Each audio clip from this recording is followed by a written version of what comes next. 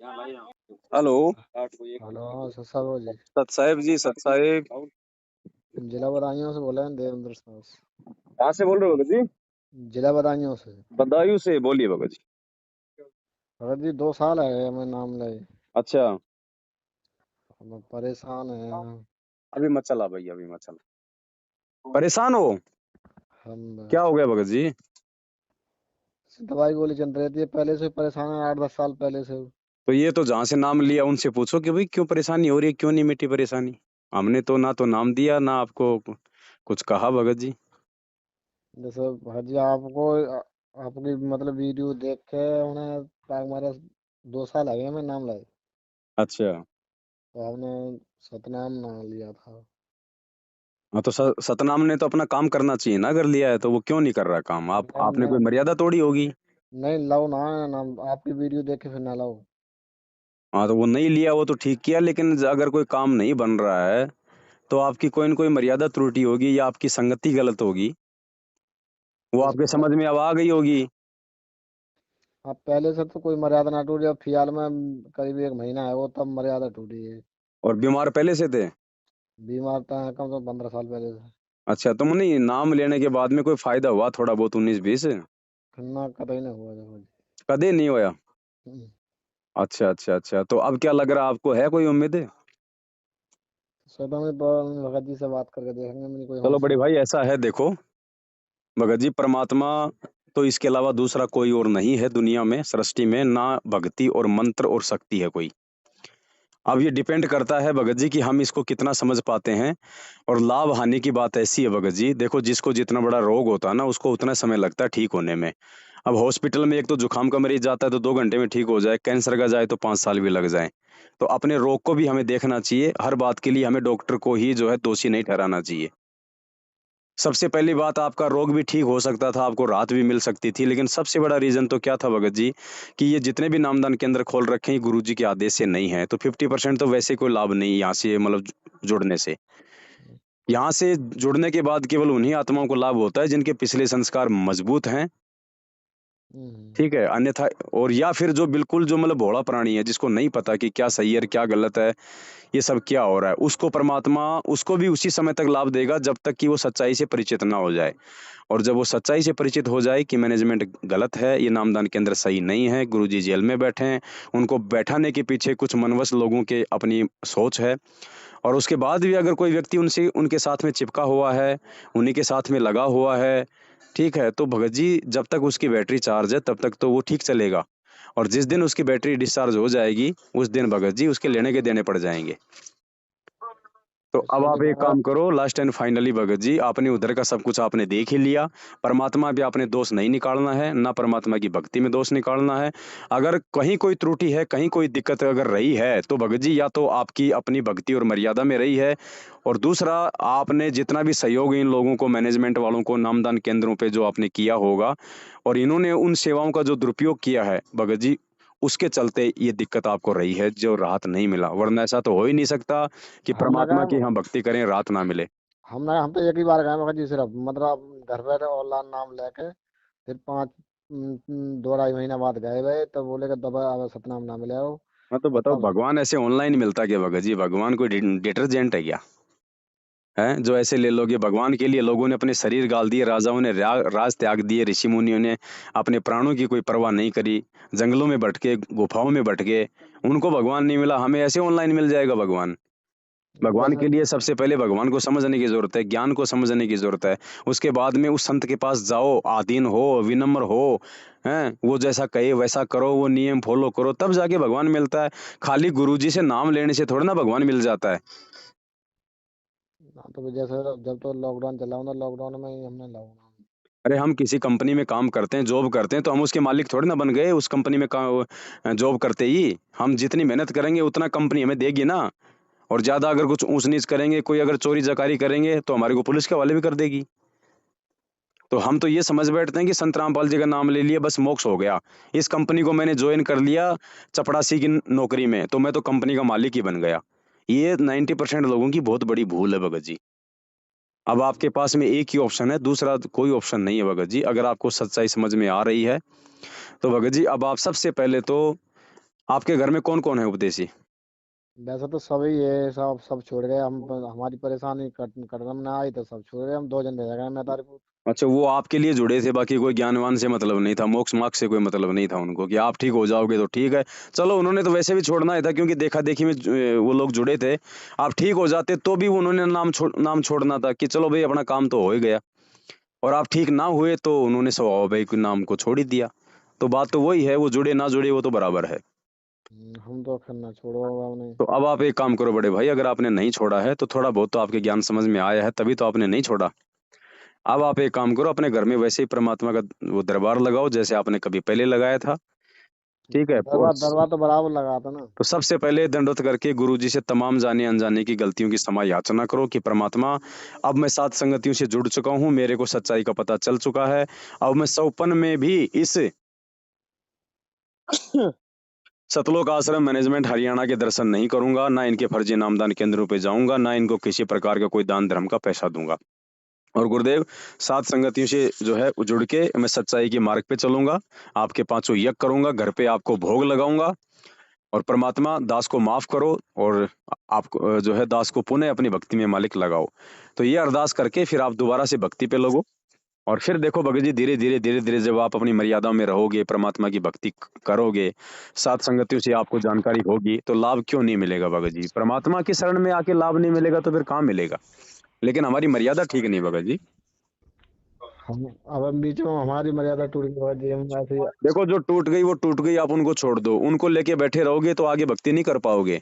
जब आपने माफी मांग ली परमात्मा से तो उन चीजों को भूल जाओ, परमात्मा उनको माफ कर देता है। अगर आगे हमारी नीयत साफ सुथरी है तो, भक्ति करने की नीयत है तो।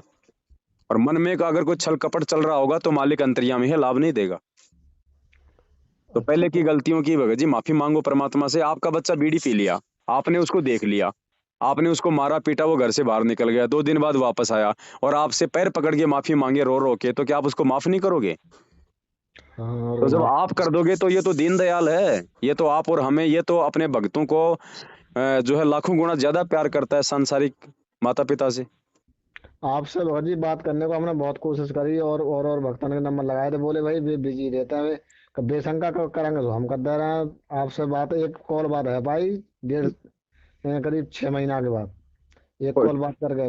तब सब आपसे बात ही नहीं हुई हमारी। कोई बात नहीं भगत जी। देखो, आपका समय इसी समय था बात करने का। अगर आज से पहले दास आपसे बात करता, शायद आपको मेरी बातें ना समझ में आती, अच्छी ना लगती। आज 6 महीने में आपकी भी दुर्गति हो ली, आपकी वो जो है ढंग से कमर टूट गई। अब आपको भी समझ में आ गया क्या सही है और क्या गलत है। 6 महीने तक आपने ज्ञान भी सुना होगा, हमारी वीडियो भी देखे होंगे, तो अब आप सीधे रास्ते आ जाओगे, इसलिए परमात्मा ने आज आपसे बात करवाई है। तो हाँ अब आप। आप लगो भगत जी वापस। देखो, ये परमात्मा है भगत जी, ध्यान रखना। अपने घर पे पानी की सादा बोतल भर के और अपने दरबार में रखो, और प्रसाद मार्केट से ले आओ, मखाने का या मिश्री का। और परमात्मा को दंडवत करो कि हे परमात्मा, मेरे लिए तो यही चरणामृत है और यही प्रसाद है परमात्मा, आप अपनी सबद शक्ति इसमें समाहित करो दाता। और उसके बाद देखो भगत जी, समय पे आरती करो, परमात्मा ने जो मंत्र दिया वो करो, जो मर्यादा है वो निभाओ। क्यों नहीं लाभ होगा भगत जी? इस परमात्मा और लाभ के बीच में सिर्फ ये मर्यादाओं का खेल है भगत जी। सावधानी हटी, दुर्घटना घटी। हाँ एकदम परे रहता है घटिया पे। मतलब अब जहाँ शरीर से भगत जी परेशान हो तो वो कितनी भक्ति कर सकते हो हमने। तो और परेशानी भी उसी समय मिटेगी ना भगत जी। अब वही बात है, गुरु जी कहते हैं अगर किसी के पैर में कोई कांटा लगा हुआ है और कोई उसको जूता पहनने की कोई सलाह दे तो वो नहीं पहन सकता।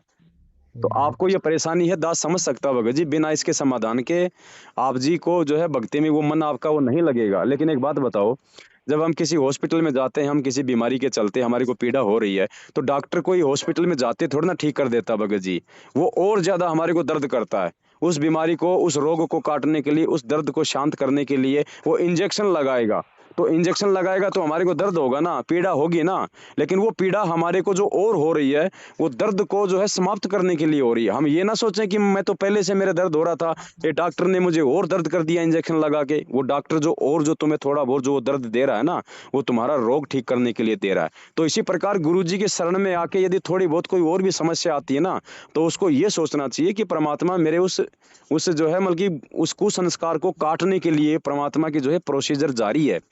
थोड़ा बहुत हमने भी उसमें धैर्य दिखाना पड़ेगा भगत जी। अब आम का पेड़ ले आए, उसको लगा दिया हमने हमारे उसमें कहीं भी, तो ये थोड़ी है कि शाम को उसके भगत जी आम लग जाएंगे।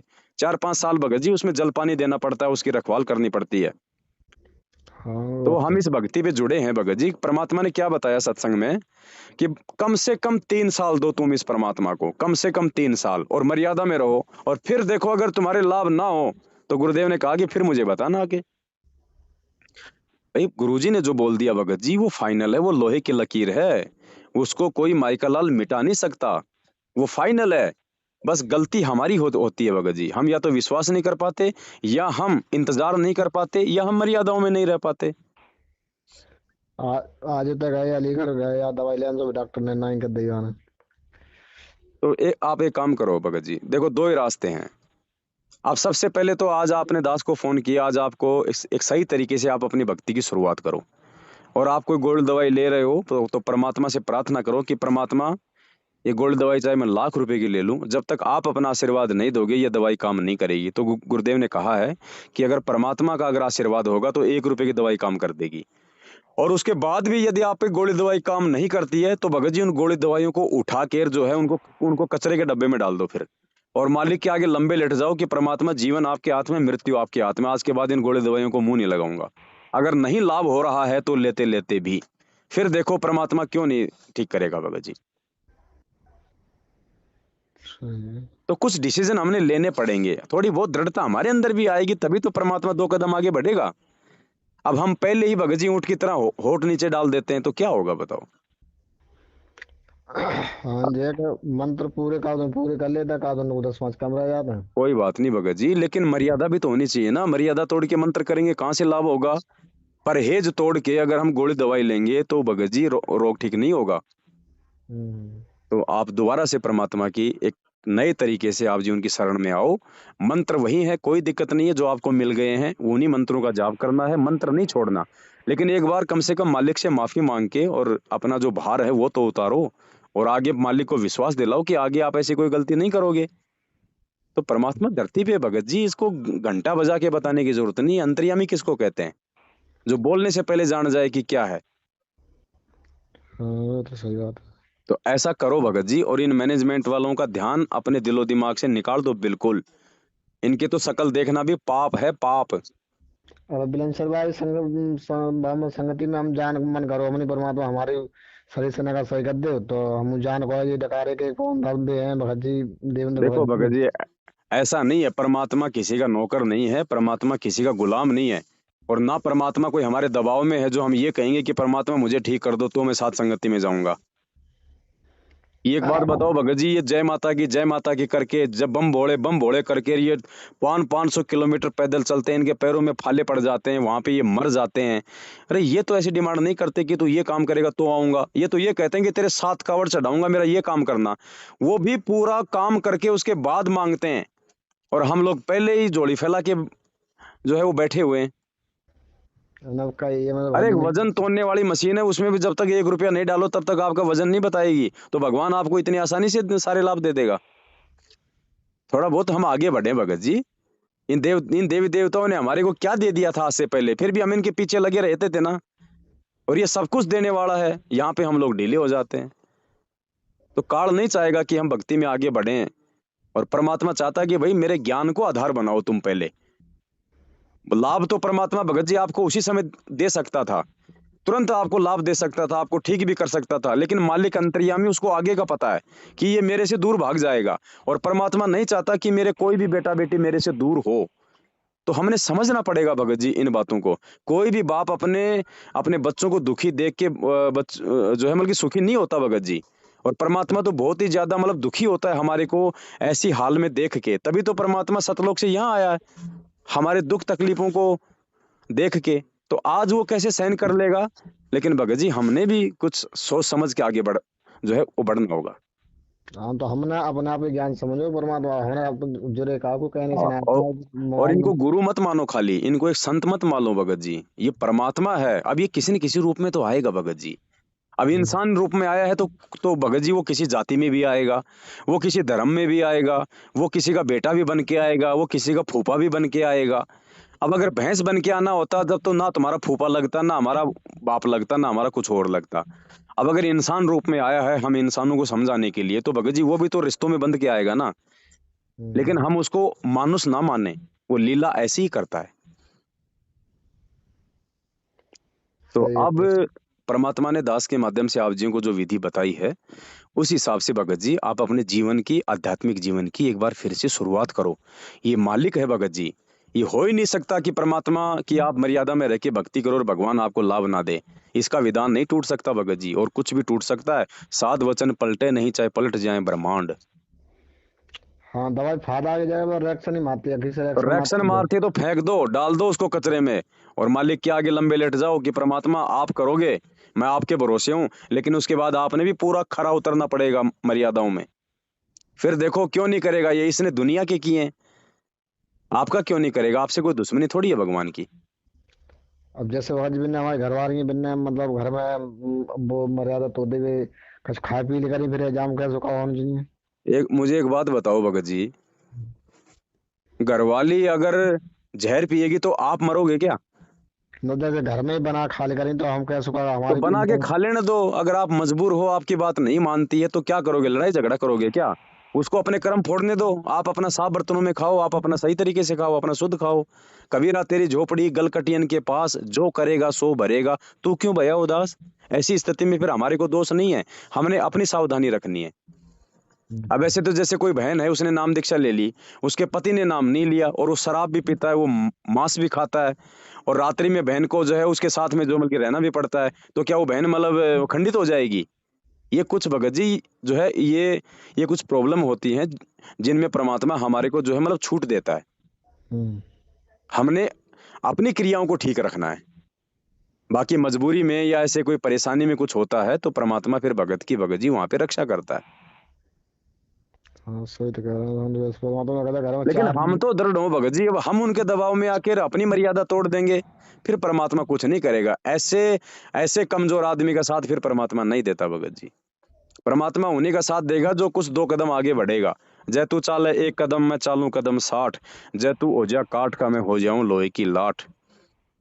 जैसे लड़की हैं तो हमारी ब्याह को तो बाम कर रही है, तो मैं संग साथ देने पर है, वो ना तो अपने घर से बाहर अब लगेगा। ये आपके ज्ञान आधार के ऊपर है भगत जी, ज्ञान होगा तो संघर्ष करोगे आप, नहीं तो कल को आपकी माँ कुछ कहेगी, आपका बाप कुछ कहेगा, आपका फूफा कुछ कहेगा, आपकी लड़कियां कुछ कहेंगी, फिर आपने क्या करना है ये आपने देखना भगत जी। यहाँ पे आपका ज्ञान काम आएगा। संघर्ष आप ज्ञान से कर पाओगे, वैसे नहीं कर पाओगे। अगर आपने मरना है तो बेटी की मानो, बेटे की मानो, अपनी औरत की मानो, अपनी माँ की मानो, और अगर भगवान चाहिए तो फिर अपने गुरु की मानो। आपने एक नाव की सवारी करनी पड़ेगी, दो नाव की सवारी करने वाले की जांग फटती है, ऐसे नहीं मिलता फिर ये भगवान भगत जी। तो ना बोलेगा बाली बच्चे ने ब्याह करो ना, तो तुमने ऐसे ले लो तुमने, अभी नहीं कोई ब्याह में कौन कौन करे ब्याह। अब भगत जी आप जानो और आपका काम जाने, और आप अगर मर जाओगे तो कौन करेगा उनकी शादी? अरे मर जाओगे जब कौन करेगा? और जिनके माता पिता उनको जन्म देते ही मर जाते हैं, वो क्या सारी जिंदगी ऐसे ही मतलब कंवारी फिरती है क्या? सब अपना नसीब लिखवा के लाती हैं, कोई माँ बाप के भरोसे नहीं आता यहाँ। हाँ वो बात तो सही है। तो ये ज्ञान को आधार बनाओ भगत जी, ऐसे बच्चों जैसी बात करने से, ये कमजोर दिल करने से काम नहीं चलेगा, रह जाओगे। भगवान धरती पे है, जब तक सतगुरु रामपाल जी भगवान जी के ये पावन चरण कमल इस पृथ्वी पे हैं, तब तक मोक्ष के अधिकारी हैं। जैसे ही ये यहाँ से चले गए, उसके बाद में किसी को मोक्ष नहीं मिलना, धक्के खाएंगे फिर। ये मौका है, बिल्ली की भाका छीका टूटा है, समझा है तो सिर दर पांव भंवर न ऐसा दाव। ये लड़का लड़की माता पिता भाई बंधु रिश्तेदार जवाई पड़ोसी आड़ोसी, ये पिछले जन्म में कौन थे कहाँ थे कुछ याद है? आगे कहाँ जाएंगे कुछ याद है? ये काल ने हमारे को भक्ति से रोकने के लिए ये हमारे को इन रिश्तों में बांध के रखा हुआ है। और जो पुण्यात्मा ज्ञान आधार से इन रिश्तों को जो तोड़ देती है, तोड़ने का मतलब, अगर बेटे हो अगर बेटे हो तो बेटे का फर्ज निभाओ, बाप हो तो बाप का फर्ज निभाओ, औरत हो तो औरत का फर्ज निभाओ, लेकिन मर्यादा नहीं तोड़ो। फिर आप अगर एक सतगुरु के भगत हो तो फिर वो भी मर्यादा निभाओ, जैसे आप अपने परिवार की निभा रहे हो। वो भी एक जिम्मेदारी है अपने सतगुरु के वचन को निभाना। उस वचन को निभाने में अगर चाहे माँ नाराज हो, चाहे बाप नाराज हो, चाहे पत्नी नाराज हो, चाहे बच्चे नाराज हो, आत्म कल्याण के मामले में तो देश के प्रधानमंत्री की भी नहीं सुननी। फिर इनकी तो औकात ही क्या है इनकी? अब ये दृढ़ता आपको अपने अंदर लानी पड़ेगी भगत जी, मेरे कहने से नहीं आएगी। मैं आपको केवल परमात्मा के ज्ञान आधार से मार्ग दे सकता हूँ, चलना आपको पड़ेगा बड़े बड़े भैया। ठीक है, परमात्मा से क्षमा तो मांगते ही है, भी मांगे प्रभु से। बस ऑडियो को एक बार फिर से पूरा सुन लेना और उस आधार से अपनी क्रिया ठीक करो भगत जी। कल को जब गधे बनेंगे ना, भक्ति नहीं कर पाएंगे तो फिर क्या बनेंगे, हम गधे बनेंगे। तो भगत जी ना तो ये औरत का ये जो है हमारी ये औरत आएगी, ना माँ आएगी, ना बाप आएगा, ना ये बेटा बेटी आएंगे जो आज आपके ठेकेदार बन रहे हैं। इनको भी लगाओ भक्ति पे, बोल दो नालायकों कि तुम गधों बनोगे, मुझे गधा बनाओगे। इससे अच्छा है परमात्मा की जो है भक्ति कर लो।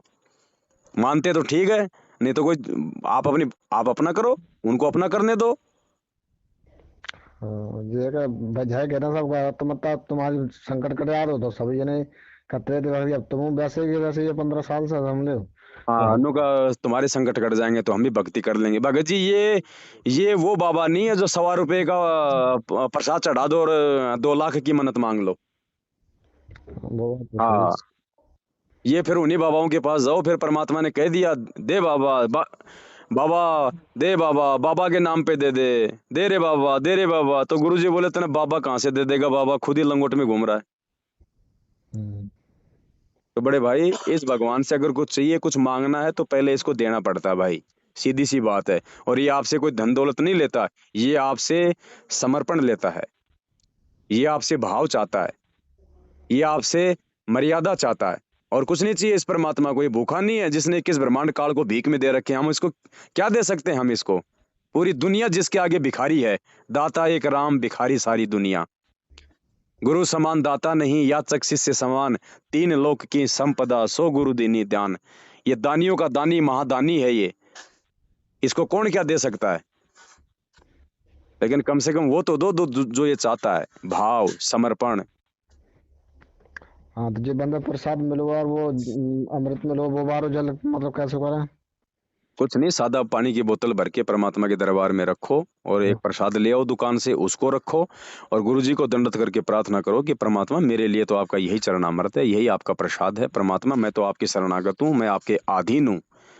और मर्यादा में रहोगे और सच्चे दिल से प्रार्थना करोगे तो परमात्मा ने तो मीरा के जहर को भी अमृत बना दिया था। आप तो उसकी शरण में हो, डायरेक्ट क्या नहीं कर देगा। लेकिन मीरा के कम से कम 5% तो बनो। ठीक है, सही है। अब रखूं। हाँ ठीक है सर, सर। जय हो बंदी छोड़ की।